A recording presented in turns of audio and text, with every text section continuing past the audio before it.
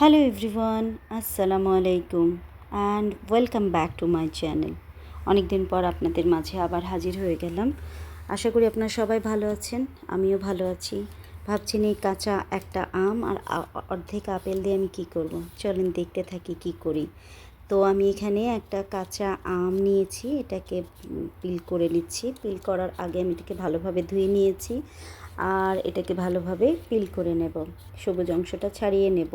যেহেতু এই আমটা অতটা টক নয়, সেহেতু এই আমের সাথে আমি যেহেতু টক নয় সেহেতু আমের সাথে আমি অর্ধেক আপেল নিয়েছি, কারণ আমের মধ্যে মিষ্টি আছে, আপেলটাও যেহেতু স্বাদে মিষ্টির মধ্যেই পড়ে, তো সেই জন্য আমি অর্ধেক আপেল নিয়েছি যেহেতু একটা আম। তো আম যদি খুব টক হয় তাহলে আপেল পুরো নেওয়া যায়। তো একইভাবে আপেলটুকু আমি একটু ভালোভাবে পরিষ্কার করে নিচ্ছি, ভিতরের বিচিগুলো ফেলে দিচ্ছি। এবার আমি আপেলগুলোকে একটা গ্রেটার দিয়ে গ্রেট করে নেব, বড় অংশটা দিয়ে, যাতে আমটাকে প্রসেস করার সময় যাতে পুরোটা গলে না যায়। সেমভাবে আপেলটুকু গ্রেট করে নেব আপেলের চোচা সহকারে। কী ভাবছেন কী করছি, কোনো চাটনি? নো, এটা ইনস্ট্যান্ট একটা আচার তৈরি করছি। এটাকে আপনি 15 দিন পর্যন্ত ফ্রিজে রেখে খেতে পারেন, অথবা বাইরেও আপনি তেল দিয়ে রেখে খেতে পারেন। তো যে কেউ একদম ইনস্ট্যান্ট আচার, কোনো তামঝাম ছাড়াই আচারের যে একটা বড় সময় ধরে আচার তৈরি করা হয় সেটা নয়। আজকালকার ব্যস্ততার যুগে এত সময় কোথায়, বাইরের যুগে এত সময় কোথায়, ঘরে বসে থাকলেও এত সময় নেই আচার তৈরি করার, আচারের তামঝাম। তো এখন আমরা সবাই চাই শর্টকাট, রান্নাঘর থেকে কিভাবে বের হয়ে আসে, অথচ খাবারের স্বাদটা সেইটা দরকার। সেটা এখন পূরণ করার জন্য আমরা এনিহাও শর্টকাট শিখে গিয়েছি।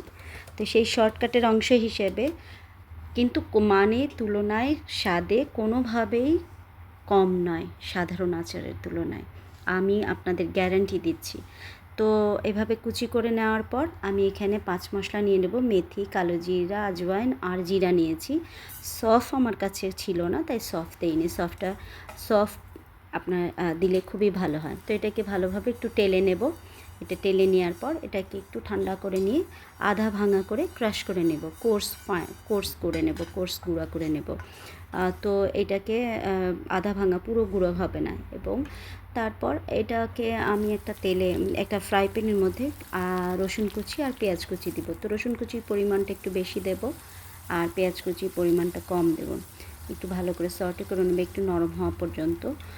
তো এরপরে একটু ব্রাউন হয়ে আসলে এটার মধ্যে আমি একটু ওই মশলাগুলো দিয়ে নেব, যে মশলাটা 5 মশলা গুঁড়ো করে রেখেছি সেটার মধ্যে। এবং একটা মাত্র আমি এখানে শুকনা মরিচ ভেঙে দিয়েছি, কারণ শুকনা মরিচটা আমার অনেক ঝাল ছিল, সেই অনুযায়ী নিয়েছি। তো আপনাদের ঝাল যদি আরও বেশি খেতে ইচ্ছা চায় তো পরিমাণ বাড়িয়ে দেওয়া যায়, এই আর কি। তাই এরপরে আমি তেলের সাথে মশলাটা ভালোভাবে একটু সটে করে নিয়ে আম আর আপেলের কুচিটুকু এর মধ্যে দিয়ে দিলাম। এরপর আম আর আপেলের কুচিটুকুর সাথে এই মশলাগুলো ভালোভাবে মিলিয়ে নেব, যাতে পুরো মশলার যে ফ্লেভার সেটা পুরোটাই আম আর আপেলের কুচির মধ্যে চলে যায়।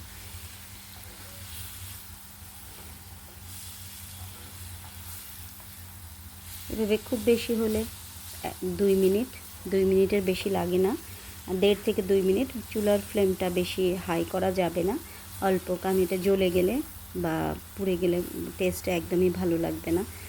তো এর মধ্যে হয়ে এসছে, এর মধ্যে এখন আমি একটু লবণ দিয়ে নেব। লবণ আগে দিইনি কারণ পানি ছেড়ে যেতে পারে এই জন্য।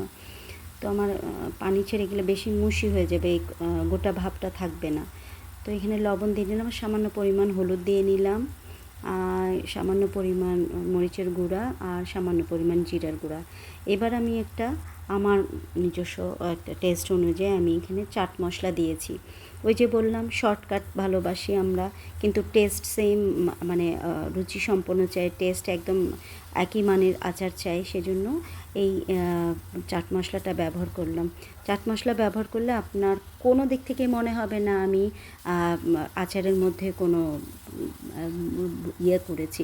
কমতি করেছি। তো এই চাট মশলা দেওয়ার ফলে আচারটা পুরোপুরি একদম টেস্টি হয়ে যায়। তাই আচারের যখন ভালোভাবে দেওয়ার পরে আচারটা যখন নরম হয়ে আসে আমের যে কুচিগুলো, এর মধ্যে এইরকম কনসিস্টেন্সি, এরকম কালার আসলেই আপনি চিনি দিয়ে দেবেন আপনি। তো আমি এখানে দিয়েছি চিনি পরিমাণ বুঝে দিয়েছি, আমি কোনো চামচে গুলে দেইনি, কারণ এটা ইচ্ছা মতো স্বাদ অনুযায়ী প্রথমে অল্পই দেওয়া উচিত, কারণ আমার আমটা বেশি টক নয়, এই জন্য আমি বেশি পরিমাণে দেই নাই। তো এইভাবে চিনিটুকু দিয়ে এটার সাথে ব্যালেন্স করে স্বাদ মতো দিয়ে পানিটুকু টানিয়ে নেব। পানিটুকু টানিয়ে নেওয়ার পর একটা স্টিকিনেস আসবে, তখনই এটাকে অল্প জালটা একটু কমিয়ে দেব। এটা একদম অল্প জালে করতে হবে, তাতে কি হবে, আচারটা পুরোপুরি মানে ভালোভাবে কুকড হবে এবং আচারের মধ্যে যে ফ্লেভার সমস্তভাবে সুন্দরভাবে যাবে।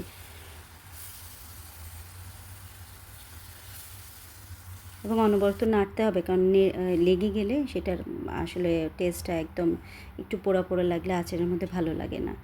তো এভাবে হয়ে এসছে আমার, এই দেখেন কনসিস্টেন্সি আমি খুব গাঢ়ও করিনি, কারণ যেহেতু ইনস্ট্যান্ট আচার, এটা একটু ঠান্ডা হয়ে গেলে আর একটু ঘন হয়ে যাবে। তো আমি এভাবে নামিয়ে নিচ্ছি।